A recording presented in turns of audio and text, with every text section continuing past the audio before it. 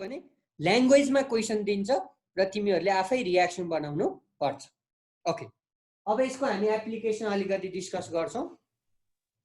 अब Hess's law of constant heat समेसनको application पनि लेख भनेर क्वेसन एड गरिदिन्छ लास्टमा। ओके, अब हेर है, अब हामीले चाहिँ यसको सबै एप्लिकेसन चाहिँ पढ्दैनौँ। हामीले न्युमेरिकलमा दुई किसिमको एप्लिकेसन चाहिँ यसको युज हुन्छ। हामीले यहाँ जति पनि न्युमेरिकल गर्छौँ यो हेन्स लसँग रिलेटेड, त्यो न्युमेरिकलमा चाहिँ यसको दुईटा एप्लिकेसनहरू आउँछ। एउटा भनेको to calculate the enthalpy change of combustion and formation reaction है। हामीले पढ्ने यति हो। अब हाम्रो सिलेबसमा अथवा टेक्स्ट बुकमा चाहिँ यही दुईटा केमिकल रियाक्सनको लागि चाहिँ इन्थल्पी चेन्ज निकाल्ने न्युमेरिकलहरू मात्रै छ। त्यही भएर त्यो न्युमेरिकलमा पनि हेन्स ल त युज भइहाल्छ। त्यही भएर हेन्स लको मेन युज भनेको अथवा एप्लिकेसन भनेकै टु क्याल्कुलेट अथवा to determine the enthalpy change of different type of chemical reaction like enthalpy of combustion, enthalpy of formation है। यो दुईटाको चाहिँ हामीले न्युमेरिकलै डिस्कस गर्छौँ। त्यही भएर यो एउटा लेख्न सक्यौ तिमीहरूले एप्लिकेसनमा, राइट वान एप्लिकेसन अथवा बढीमा दुईटा सोध्न सक्छ हो। एउटा चाहिँ के रहेछ त, यसको मेन एप्लिकेसन भनेको टु डिटर्मिन अथवा to calculate the enthalpy change for different type of chemical reactions like भनेर enthalpy of combustion, enthalpy of neutralisation, enthalpy of formation भनेर तिमीहरूले लेख्न सक्छौ। यो चाहिँ यसको मेन एप्लिकेसन हो। र अर्को भनेको to calculate the bond energy है। बोन्ड एनर्जीसँग रिलेटेड पनि हामीले यहाँ न्युमेरिकल गर्नुपर्छ। त्यही भएर बोन्ड एनर्जी क्याल्कुलेट गर्नु। कुनै पनि केमिकल रियाक्सनमा तिमीहरूलाई इन्थल्पी चेन्ज गिभन छ र रियाक्टेन्ट र प्रोडक्ट मध्ये कि रियाक्टेन्टको बोन्ड एनर्जी दियो भने तिमीहरूले प्रोडक्टको बोन्ड एनर्जी क्याल्कुलेट गर्न सक्छौ, अथवा प्रोडक्टको बोन्ड एनर्जी गिभन छ भने रियाक्टेन्टको हामीले बोन्ड एनर्जी क्याल्कुलेट गर्न सक्छौँ कुनै पनि केमिकल रियाक्सनको लागि। त्यही भएर यो hence law of constant heat समेसनको अर्को एप्लिकेसन भनेको to calculate the bond energy, to calculate the bond energy of either reactant or product in a chemical reaction. अथवा बोन्ड एनर्जी भनेको सिम्पली बोन्ड इन्थल्पी पनि हो है। बोन्ड एनर्जी अथवा bond dissociation energy अथवा bond enthalpy, कुनै पनि रियाक्सनको हामीले बोन्ड एनर्जी अथवा बोन्ड इन्थल्पी क्याल्कुलेट गर्न सक्छौँ by using hence law of constant heat summation. त्यस्तै अब अर्को यसको एप्लिकेसनमा हामीले के लेख्न सक्छौँ भने अब कुनै कुनै केमिकल रियाक्सनहरू चाहिँ है कम्प्लिट हुँदैन क्या, रियाक्सन गर्दा गर्दै त्यो स्टप भइदिन्छ। जस्तै हामीले अब 1 मोलको लागि कुनै पनि इन्थल्पी चेन्ज डिफाइन गर्छौँ है। जस्तै इन्थल्पी अफ कम्बसन भन्दा पनि कुनै पनि सब्सटेन्सको 1 मोल कम्प्लिटली कम्बसन हुनुपर्छ, कम्प्लिटली बर्न हुनुपर्छ, त्यति बेला मात्रै हामीले इन्थल्पी अफ कम्बसन भनेर डिफाइन गर्न सक्छौँ। तर हामीले कार्बन बालिरहेको थियौँ हो, कार्बन बल्दा बल्दै निप्दियो, 1 मोल कम्प्लिटली बर्न हुन पाएन क्या। जस्तै कार्बनको 1 मोल कम्प्लिटली बर्न हुने भनेको त 12 ग्राम कार्बन कम्प्लिटली बर्न हुने हो in the presence of excess oxygen. तर कहिलेकाहीँ अक्सिजनको डिफिसियन्सी भयो, if there is not sufficient oxygen then 1 mole of carbon that is 12 gram of carbon may not burn completely.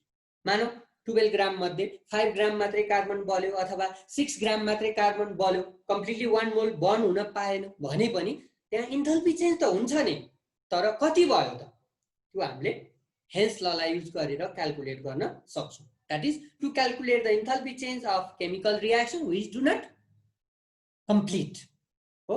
कुनै कुनै रियाक्सन चाहिँ complete हुँदैन, त्यस्तो कम्प्लिट नभएको रियाक्सनको लागि पनि इन्थल्पी चेन्ज कति छ भन्ने कुरा हामीले क्याल्कुलेट गर्न सक्छौँ। र अब यसको अर्को एप्लिकेसन भनेको अब केमिकल रियाक्सनमा सबै रियाक्सनलाई चाहिँ हामीले एक्सपेरिमेन्टल्ली है त्यसको इन्थल्पी चेन्ज डिटर्मिन गर्न सक्दैनौँ क्या, किनभने some chemical reactions are very difficult to carry out. कुनै कुनै रियाक्सन गर्न एकदम गाह्रो हुन्छ क्या, त्यहाँ चाहिँ एकदमै एक्सट्रिम कन्डिसन चाहिन्छ, high temperature चाहिएला, high pressure चाहिएला, catalyst चाहिएला हैन। अब त्यो सबै हामीले फेभरेबल गर्न सक्दैनौँ क्या। अब त्यस्तो एकदमै गाह्रो रियाक्सनहरूमा कति इन्थल्पी चेन्ज हुन्छ त्यो एक्सपेरिमेन्टल्ली डिटर्मिन गर्न एकदमै गाह्रो छ। तैपनि हामीले हेन्स ल युज गरेर त्यस्तो एकदमै कम्प्लिकेटेड रियाक्सनको लागि पनि इन्थाल्पी चेन्ज चाहिँ डिटर्मिन गर्न सक्छौँ। जस्तै फर इक्जाम्पल हामी एमोनियाकै कन्सिडर गरौँ न। जस्तै हाइड्रोजन र नाइट्रोजन ग्यासबाट एमोनिया बन्छ हैन। अब हामीले एमोनिया ग्यास बनाउने रियाक्सन चाहिँ कन्डक्ट गर्न एकदम गाह्रो छ, किनभने हाई टेम्परेचरको कुरा छ, त्यहाँ हाई प्रेसरको कुरा छ, क्याटलिस्टको कुरा छ हैन, प्रोमोटरको कुरा छ। यो सबै इन्भाइरोमेन्टल फेभरेबल कन्डिसनहरू चाहिँ मेन्टेन गर्न एकदमै गाह्रो छ। त्यही भएर यस्तो गाह्रो रियाक्सनको लागि इन्थाल्पी चेन्ज हामीले थ्योरिटिकल्ली पनि क्याल्कुलेट गर्न सक्छौँ by using hence law of constant heat summation. यो पनि अर्को एप्लिकेसन हो। र अर्को एप्लिकेसन भनेको to calculate the enthalpy change of hypothetical reaction भनेर हामीले मान्न सक्छौँ कि कुनै हाइपोथेटिकल कुनै इमेजिनरी रियाक्सन छ। अब हाइपोथेटिकल इमेजिनरी रियाक्सनलाई त हामीले एक्सपेरिमेन्टली त कन्डक्ट गर्न मिल्दैन, किनभने रियाक्सनै अब हाइपोथेटिकल छ, इमेजिनरी छ भने how to conduct it experimentally हैन। त्यही भएर त्यस्तो इमेजिन गरिएको रियाक्सनमा पनि इन्थाल्पी चेन्ज त हुन्छ नै, तर कति हुन्छ त्यो एक्सपेरिमेन्ट गरेर गर्न सकिँदैन। हामीले हेन्सलाई युज गरेर यो हाइपोथेटिकल रियाक्सनको लागि इन्थाल्पी चेन्ज यति आउँछ भनेर रिप्रेजेन्ट गर्न सक्छौँ। यिनी कुराहरू चाहिँ यो hence law of constant heat समेसनको चाहिँ के हो त एप्लिकेसन हो। Okay, write down. फर्स्ट एप्लिकेसनमा लेख्ने टु डिटर्मिन अथवा टु क्याल्कुलेट है, to determine or to calculate, to determine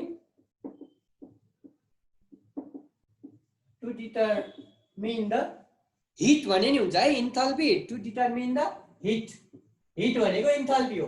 to determine the heat of different, to determine the heat of different types of chemical reactions,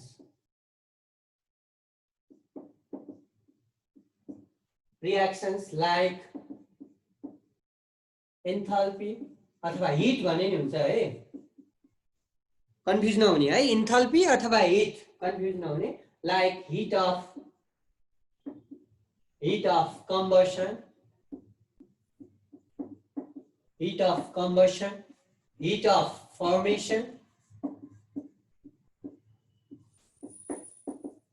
hit of न्यूट्रलाइजेसन,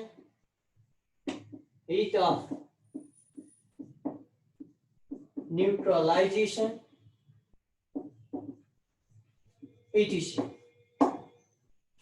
त्यस्तै bond energy calculate गर्न अथवा bond enthalpy calculate गर्न to determine bond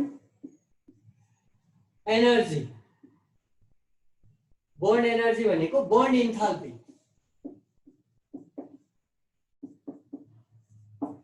To determine bond energy or bond enthalpy of a chemical reaction,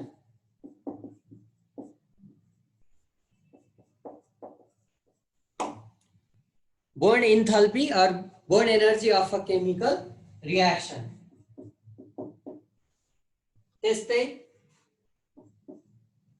to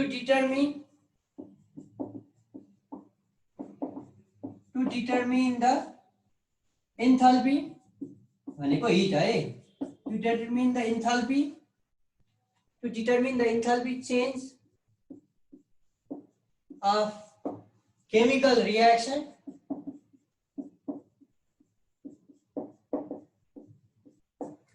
to determine the enthalpy change of chemical reactions which do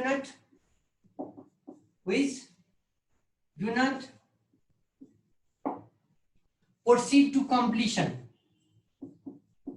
We do not proceed to completion.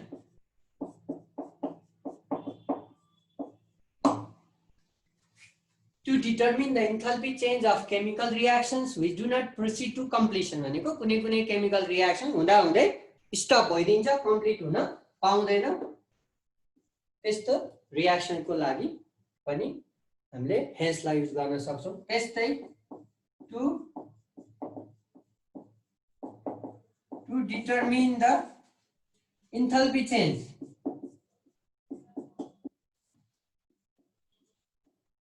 to determine the enthalpy change of complex reactions, to determine the enthalpy change of complex reactions which cannot be conducted, which cannot be determined experimentally, which cannot be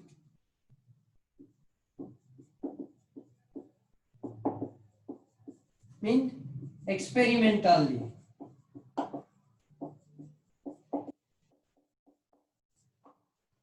To determine the enthalpy change of complex reactions which cannot be determined experimentally. Right? Last ma euta to determine the enthalpy change of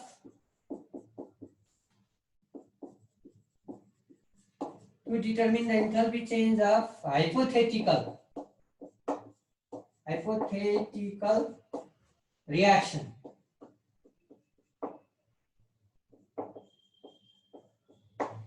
To determine the enthalpy change of hypothetical reaction. हो कुनै reaction चाहिँ अब imaginary हुन्छ, hypothetical हुन्छ, त्यस्तो hypothetical अथवा imaginary रिएक्सनको लागि पनि हामीले एन्थाल्पी चेन्ज चाहिँ क्याल्कुलेट गर्नुपर्ने हुन्छ अथवा गर्न सक्छौं थ्योरेटिकल्ली। त्यसको लागि पनि हामीले Hess law of constant heat summation चाहिँ युज गर्न सक्छौं है त। अब यति कुरा चाहिँ हेन्स लमा हामीले पढ्ने हो यसको एप्लिकेसन। अब तिमीहरुलाई एप्लिकेसन लेख भन्यो भने अब एउटा यस्तो 1 मार्क्समा सोधिरहेछ के, त्यही भएर यो सबै पोइन्ट लेख्नु पर्दैन। यो सबै टेक्स्ट बुकमा यो सबै पोइन्ट पनि छैन, कुनै टेक्स्ट बुकमा छ। त्यही भएर तिमीले फर्स्ट र सेकेन्ड को दुईटा सम्झिए पनि पुग्छ है। फर्स्ट को to determine the heat of different type of chemical reaction like heat of combustion हो, heat of formation, heat of neutralization etc लेख्दिने। त्यस्तै दोस्रो to determine bond energy, bond enthalpy of chemical reaction. यो दुईटा लेखिदिए पुग्छ। 1 मार्क्समा सोधिहालेको छ भने अब 1 मार्क्स भन्दा बढीमा चाहिँ यो एप्लिकेसन अहिलेसम्म सोधेको छैन। ओके, अब यो च्याप्टरको मेन पार्ट भनेको हामीले न्यूमेरिकल क्वेशन चाहिँ गर्न सक्नु पर्यो है। आज हामी हल्का स्टार्ट मात्रै गर्छौं, म मेन न्यूमेरिकल आज गर्दिन। त्यो न्यूमेरिकल गर्नको लागि अलिकति आइडिया मात्रै दिन्छु र नेक्स्ट क्लासमा चाहिँ हाम्रो फुल्ली है अब एक पिरियड भनेको हाम्रो यसको न्यूमेरिकल मात्रै हुन्छ। हुन त एक दिनमा हामीले त्यही बडीमा 3 वटा 4 वटा भन्दा न्यूमेरिकल गर्न भ्याउँदैनौ, अलिकति बुझ्नु पर्ने हुन्छ। र जम्मा 3 वटा टाइपको न्यूमेरिकल छ हो, 3 वटा टाइपको छ, एकदमै सिमिलर हो। फेरि बडीमा 3 डिफरेंट टाइपको न्यूमेरिकल हुन्छ के यो च्याप्टरमा। अब न्यूमेरिकल चाहिँ कस्तो हुन्छ भन्ने कुरा अलिकति म आइडिया मात्रै दिन्छु र नेक्स्ट क्लासमा चाहिँ हामी सिधै न्यूमेरिकल स्टार्ट गर्छौं। तिमीहरुले अब यसो ओल्ड इज गोल्डमा पनि हेर्ने हो, एनर्जेटिक्स अफ केमिकल रिएक्सनबाट चाहिँ कस्तो न्यूमेरिकल सोधेको छ। अलमोस्ट है जहिले पनि धेरै न्यूमेरिकलै सोधेको छ है। 5 मार्क्समा चाहिँ यो च्याप्टरबाट लगभग जहिले न्यूमेरिकलै पर्छ। एउटा 5 मार्क्सको र एउटा 2 मार्क्सको क्वेशन हो हैन। 5 मार्क्सको चाहिँ जहिले लगभग हैन न्यूमेरिकलै छ, तर न्यूमेरिकल केही गाह्रो छैन है। तिमीहरुले दिमाग लाउने टाइपको न्यूमेरिकल हुँदैन। यो थर्मोडायनामिक्समा हामीले कुनै फर्मुला युज गर्दैनौं, जस्ट केमिकल रिएक्सनबाटै न्यूमेरिकल हामीले सल्भ गर्छौं। ओके, अब न्यूमेरिकल को लागि म अलिकति आइडिया मात्रै दिन्छु, 4-5 मिनेट गफ गर्छौं हामी। ओके, हेर अब यो च्याप्टरको न्यूमेरिकलमा जहिले पनि 3 वटा इक्वेसन हुन्छ भनेर बुझ्ने है, 3 वटा केमिकल रिएक्सन हुन्छ भनेर बुझ्ने। चाहे क्वेसन ल्याङ्ग्वेजमा दियोस्, चाहे इक्वेसन अथवा रिएक्सनमै किन नदियोस् है, 3टा इक्वेसन हुन्छ है स्ट्यान्डर्ड। तिमीहरुले न्यूमेरिकल यसको हेर्ने ओल्ड इज गोल्डमा यो 5 मार्क्सको न्यूमेरिकल, 4 मार्क्सको न्यूमेरिकल भनौं न, 4+1 हो। जहिले 3 वटा इक्वेसन हुन्छ। सिधै इक्वेसन दियो भने तिमीहरुलाई अझ सजिलो भयो, किनभने इक्वेसन दियो भने त्यो ब्यालेन्स गरेरै दिन्छ 3टै इक्वेसन, र त्यो 3टा इक्वेसनलाई युज गरेर हामीले अब निकाल्ने के हो भन्ने कुरा त आइहाल्छ हैन। यदि ल्याङ्ग्वेजमा क्वेसन छ भने चाहिँ first you should convert into chemical equation है। The given language should be converted into chemical equation first है न्युमेरिकलको फर्स्ट पार्ट भनेकै पहिला क्वेसन इक्वेसनमा दिएको छ कि ल्याङ्ग्वेजमा दिएको छ त्यो हामी क्वेसन हेरेर बुझ्छौँ इफ हो numerical is given in language then first convert language into equation त्यो ल्याङ्ग्वेजलाई इक्वेसनमा कन्भर्ट गर्नु पर्छ र तीनवटा इक्वेसन दिन्छ जहिले पनि है ल्याङ्ग्वेजमा दिए पनि तीनवटा इक्वेसन बनाउन मिल्ने गरेर दिन्छ अब इक्वेसनमा दिए त झन् सिधै तीनटा इक्वेसन दिन्छ ओके अब तीनवटा इक्वेसन मध्ये है दुईटा इक्वेसन चाहिँ सानो हुन्छ र मेन इक्वेसन चाहिँ एउटा हुन्छ ठुलो हुन्छ है ठुलो भनेको के हो त त्यो दुईटै इक्वेसनमा भएको त्यो एउटा अर्को इक्वेसनमा हुन्छ त्यही भएर त्यो इक्वेसनलाई हामीले मेन इक्वेसन मान्छौँ है दुईटा इक्वेसन सानो सानो र त्यो दुईटा इक्वेसनमा जे प्रोडक्ट छ नि हेर है त्यो दुईटा इक्वेसनमा भएको दुईटै प्रोडक्ट चाहिँ एउटै इक्वेसनमा हुन्छ त्यो इक्वेसनलाई चाहिँ हामीले मेन इक्वेसन भन्छौँ त्यही भएर यो तीनवटै इक्वेसन एक आपसमा रिलेटेड हुन्छ दुईटा सानो सानो इक्वेसन हुन्छ त्यो सानो सानो इक्वेसनको प्रोडक्ट के छ नि त्यो मेन इक्वेसनमा त्यो दुईटै प्रोडक्ट हुन्छ जस्तै तिमीहरूलाई मैले एक्जाम्पल भन्ने जस्तै फर्स्ट इक्वेसनमा दियो फर्मेसन अफ वाटर दियो एउटा इक्वेसन भनेपछि के हुन्छ S2 + ½ O2 = S2 हो अनि अर्कोमा फर्मेसन अफ कार्बन डाइअक्साइड दियो भने इक्वेसन के हुन्छ C + O2 = CO2 भनेपछि पछाडि के भयो दुवै इक्वेसनमा फर्स्ट इक्वेसनमा पछाडि वाटर भयो सेकेन्ड इक्वेसनमा पछाडि के भयो CO2 कार्बन डाइअक्साइड भयो अब थर्ड इक्वेसन तिमीहरूलाई यस्तो दिन्छ कि त्यो थर्ड इक्वेसनमा CO2 पनि हुन्छ H2O पनि हुन्छ अब थर्ड इक्वेसन भनेको के हुन्छ भन्दा यो न्युमेरिकलमा तिमीहरूलाई कि इन्थाल्पी अफ कम्बसन हुन्छ कि इन्थाल्पी अफ फर्मेसन हुन्छ त्यो दुईटा मध्ये एउटा दिन्छ अर्को त्यसको उल्टो चाहिँ निकाल भन्छ जस्तै फर्स्ट इक्वेसनमा मैले के भने CO2 के अरे H2O बनेको भने एउटा अर्कोमा CO2 बनेको अब थर्ड इक्वेसनमा तिमीहरूलाई के दिन्छ भने कम्बसन अफ मिथेन दिन्छ ल कम्बसन अफ मिथेन भनेपछि CH4 + O2 गर्नु पर्यो पछाडि के भन्छ CO2 र H2O नै भन्छ है